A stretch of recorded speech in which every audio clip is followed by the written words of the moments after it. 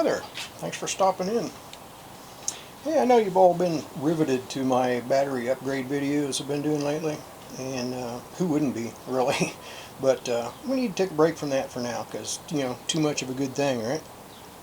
So today we're just going to do a little product review here. We're going to take a look at the Bateria Power model Sunrock 20 MPPT Solar Charge Controller.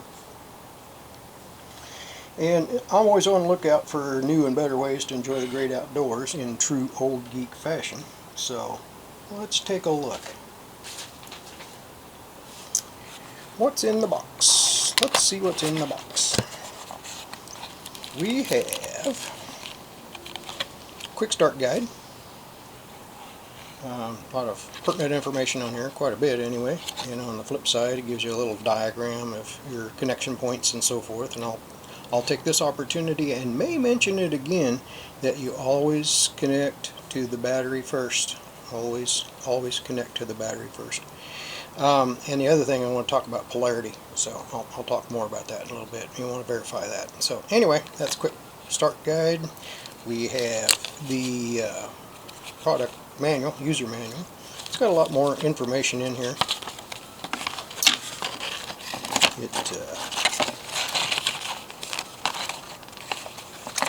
Little discussion of Bateria Power, the packing list, so make sure you received everything that they sent, and product overview. There's a good product description here, main feature. I will say this is very well written. A lot of times we receive products here in the U.S.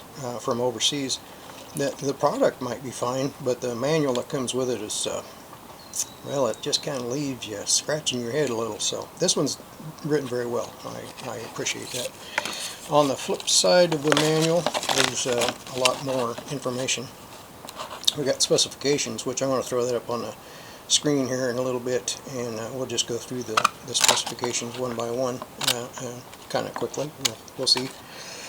And another connection diagram. Here's how you use the, there's a one button user interface to change your display on the front of the device, and it shows you how to step through those. It also gives you a detailed look at the LEDs that you'll encounter and what each one means, whether it's on solid, whether it's on, off, or if it's on solid and if it's blinking, whatever. So there's a lot of information there. And then a little bit of more detail on how to set up, whether you're doing a 12 or 24 volt, and we'll talk about that in a bit. And also the type of battery in here. So it is designed to work with gel, AGM, and LiFePOS, the lithium iron phosphate batteries. There's a note in here on system voltage for lead acid batteries selected to the signal generally do not need to be set. Lithium batteries need to be set as follows. So there's a little discussion on that if you are going to connect this to a lead acid battery. And then it gives you some information on whether it's 12 or 24 volt as far as the equalizing charge, the boost charge, and the float charge, the values associated with that depending on your battery type you have selected. There's some warning and cautions, and one of the big things, when you first connect this to your battery, you want to watch for error codes. If you get an E00, you're good, no problem. But if you get anything else, pay particular attention to that and be ready to power it back down quickly. It does have some reverse polarity protection, but you don't need to challenge it. So especially if you get an E13 or an E14, you need to power it down right away and check your polarity and make sure you're good to go there. Continuing on, we have this is for the app that you can get to go with this. It's a free download.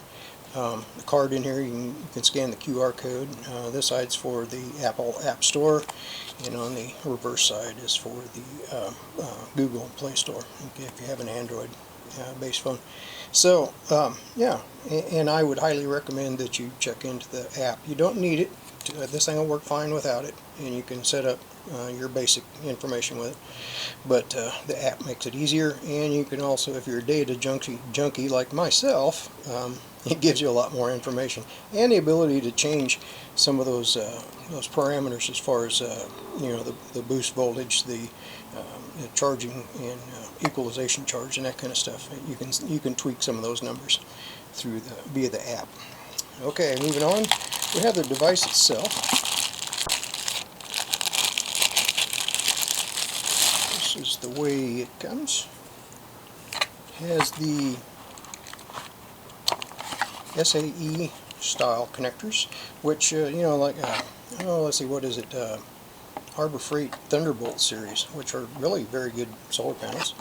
At least the reviews I've seen use the SAE, and I'm sure there's others. It's clearly marked output on this side. This would go to the battery, and input on this side. So your solar panels would come in here. You got an LCD display here that's going to give you a view of your parameters. You got the state of charge across here. It's going to probably tell you full charge when you first connect it, but after you run through the programming on this thing and set it up for the correct battery type, and it gets a chance to analyze the battery a little bit, then it might drop back down here a little bit. But anyway, these LEDs here, it's going to indicate what battery type.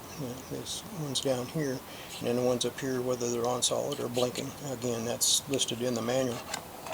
So, and there's a sticker over here that reminds you that there's an app that you can get to put on your phone, and I'm going to leave that on there because that's also a reminder that this is the side that connects to the battery first.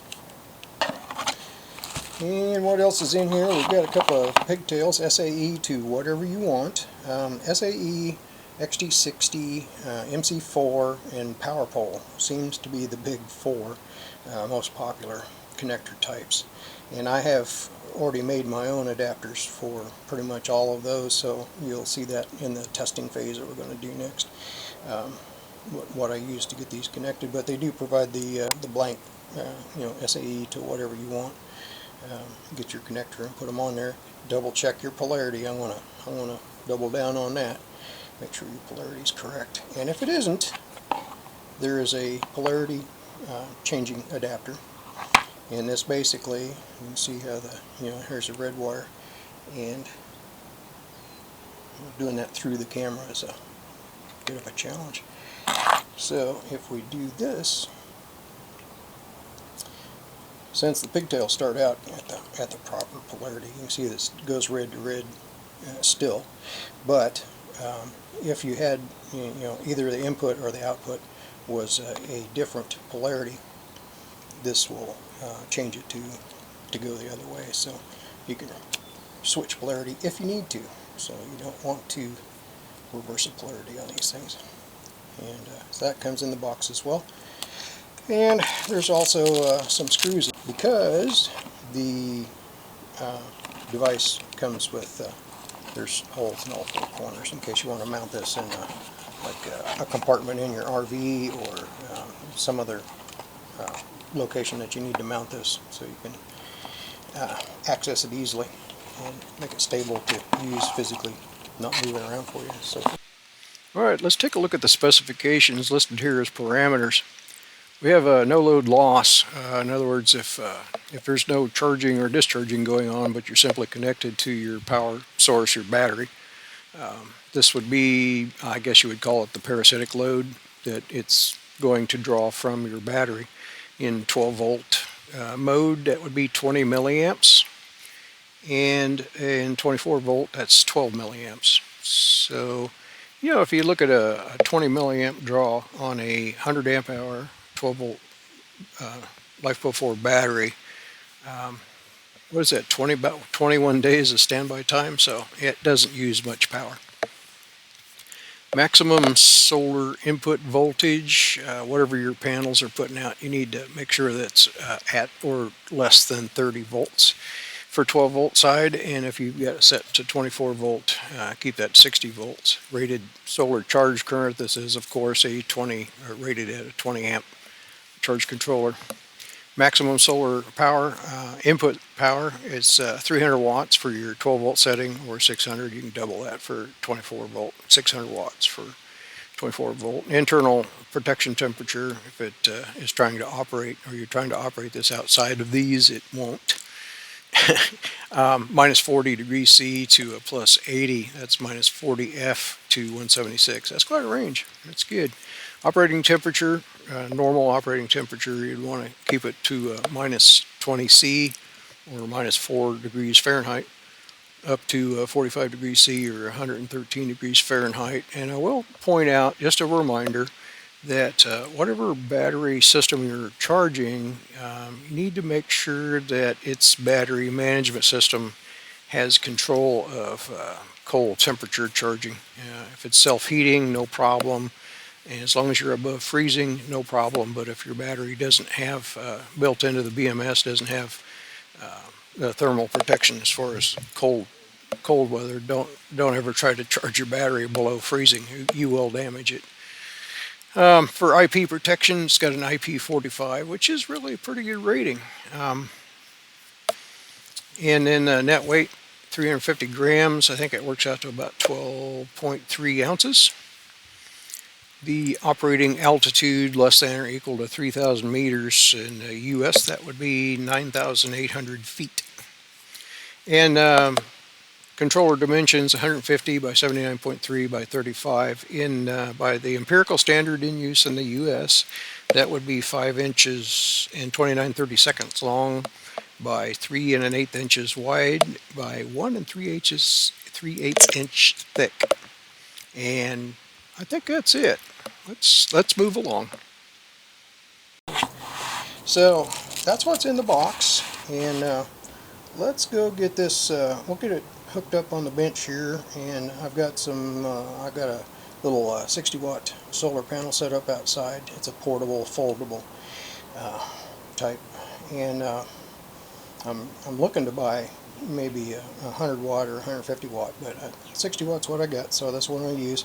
And I've also got a little 20 amp hour battery that we're going to charge. It's in need of a charge anyway, so that's what we're going to use. So again, this is the Bateria Power Sunrock 20 MPPT Solar Controller. At the moment, it is only connected to a little 20 amp hour LifePro 4 battery, and I've already got the settings changed to match the proper battery chemistry, and it's set to 12 volts. And I can turn the display on, so I don't know if you'll actually be able to see that, but the thing to watch will be these meters here, and then I'm going to record my the app that they recommend you use, which works great, and I'll share that screen on here as well, so we can see the numbers coming and going. Again, right now this is simply connected to the battery, which you can see is at 13.16 volts currently, 1.7. So we're going to start here in just right now. Here's when we're going to start. Let me connect the solar input. What's coming in is I got a 60-watt foldable portable solar panel outside, and it's pretty hazy today. Clouds are coming and going, so it's not putting a whole lot of power out. So we'll just see how the MPPT function works here, how well it works.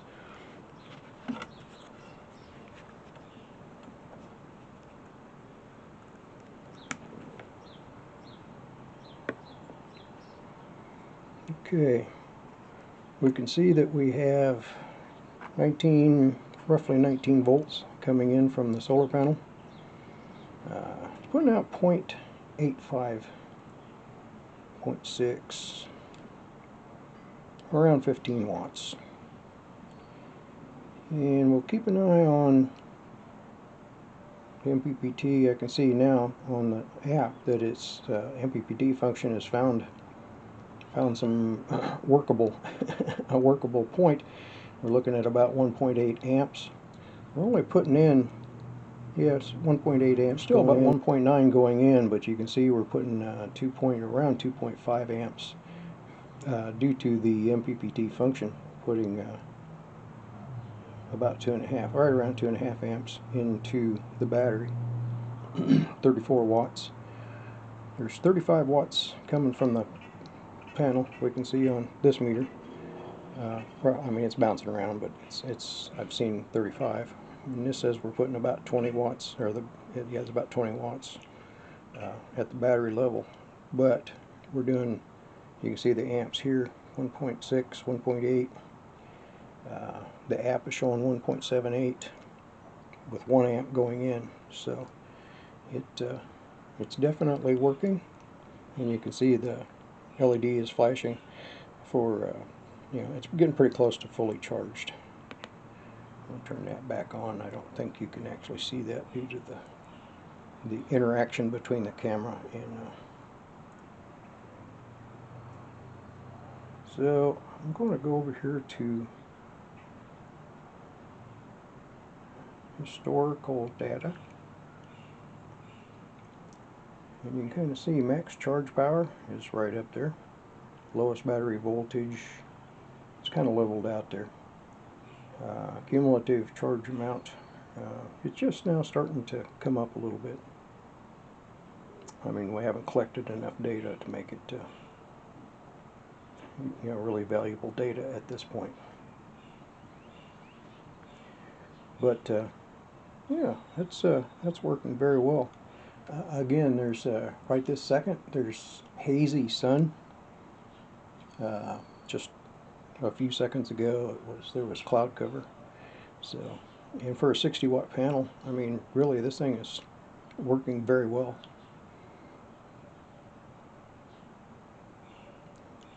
Okay, just real quick, while I got the screen recorder going on the app, we'll bounce over here to the parameter settings. You can see it's got a locked feature up here in the upper right hand side. If you tap that, you can unlock it and go down and change any of these parameters that you want. I did experiment with it a little and it works great. And then when you're done, you just hit confirm and it goes back to lock status, and it has your changes.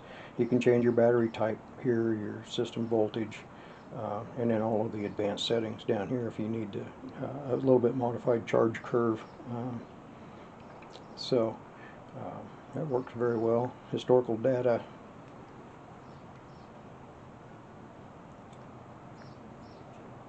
You can change the type of graph that you're looking at there. And real-time monitoring.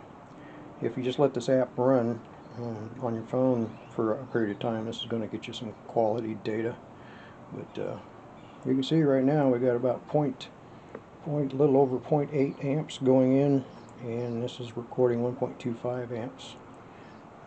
And again, the panel is putting out around 17.5 volts, and the MPPT function has converted that to 13.3. So it's given us 16 watts of power, and it's bounced down to 11. But anyway, it kind of matches what the panel is able to do. So it's adjusting the voltage versus current product to get the maximum amount out of it. Doing its job. And I think that's all we're going to do for this stage of the game.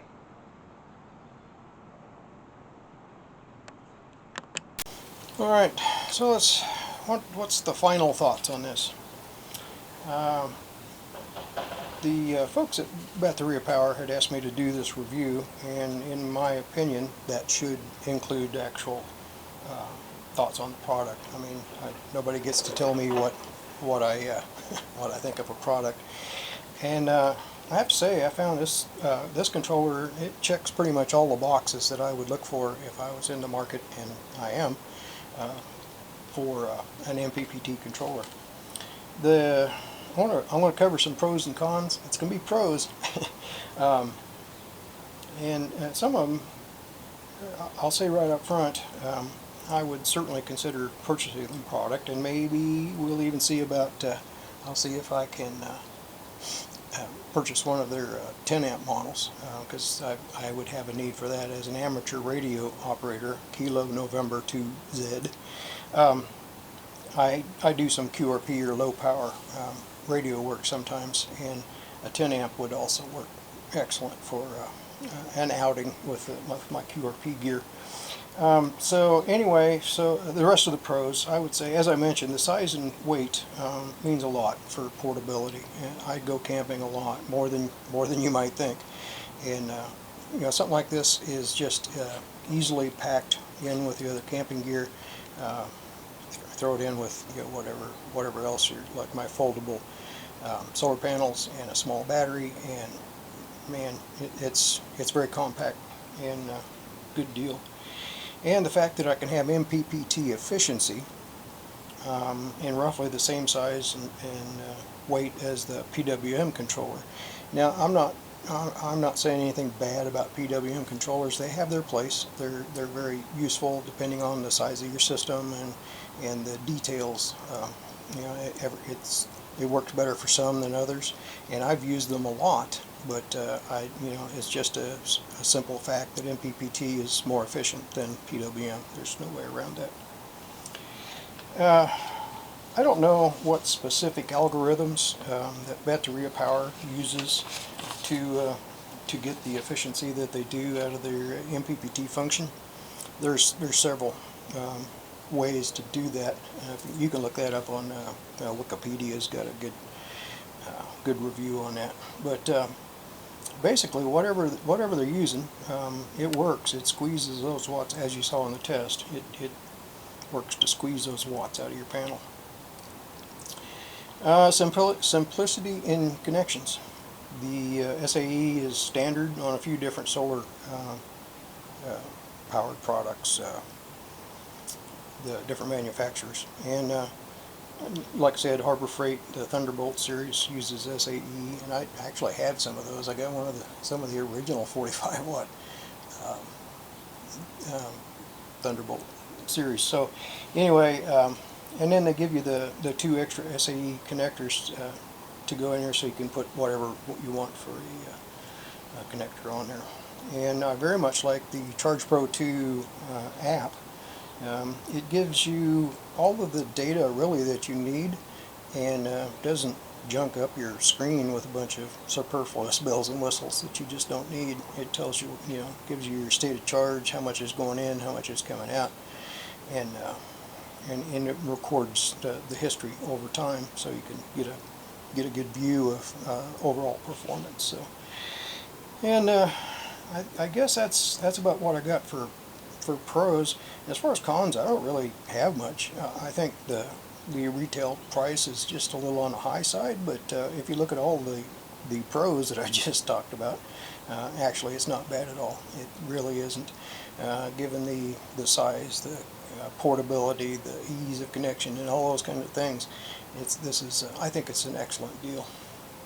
So there you have it. Would I buy it? Yes, I sure would. And how would I use it? Well, like I said, I go camping kind of a lot, and I do it in the old geek fashion. I try to maintain, you know, us old geeks, sometimes we need medical devices wherever we are, camping or otherwise. But the most important part is my cooler, because I refuse to drink warm beer. Anyway, that's what I got for you this time. Links to the controller are in the description, so go ahead and check them out for yourselves. And thanks for watching.